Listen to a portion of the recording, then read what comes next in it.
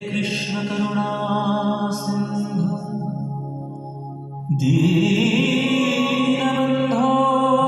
जगत्पते गोपेश गोपिका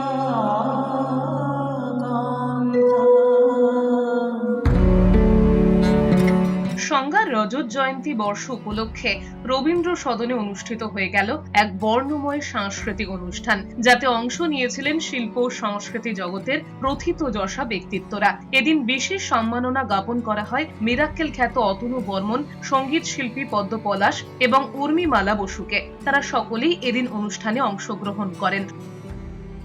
আজ সেই ঘরে এলায় পড়েছে ছবি, এমন ছিল না আষাঢ় শেষের বেলা।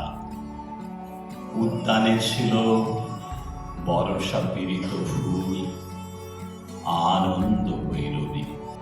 বনানী মুখোপাধ্যায়ের লেখা একটি শ্রুতি নাটক পরিবেশনে ছিলেন উর্মিমালা বসু, কৌতুকাভিনয় করেন অতনু বর্মন এবং কীর্তনাঙ্গের গান পরিবেশন করেন পদ্ম পলাশ। একক আবৃত্তি পরিবেশনে ছিলেন প্রণতি ঠাকুর, কাজল সুদ।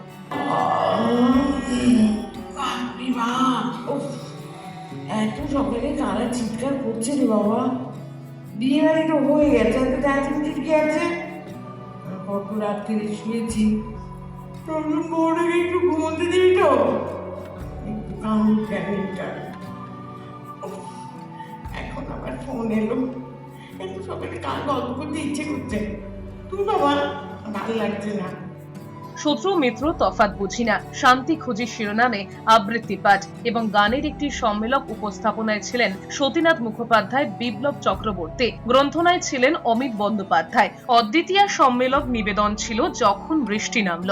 অংশগ্রহণে ছিলেন ডক্টর সুরজিৎ রায়, অন্তরা দাস ও অদ্বিতীয়ার সদস্যরা। দীপক সাহার পরিচালনায় কাব্যায়ন। আগরতলার নিবেদনে ছিল মনসা মঙ্গল। সংজ্ঞার সদস্যদের সম্মেলক বাচিক উপস্থাপনায় ছিল ভঙ্গবঙ্গ দেশ।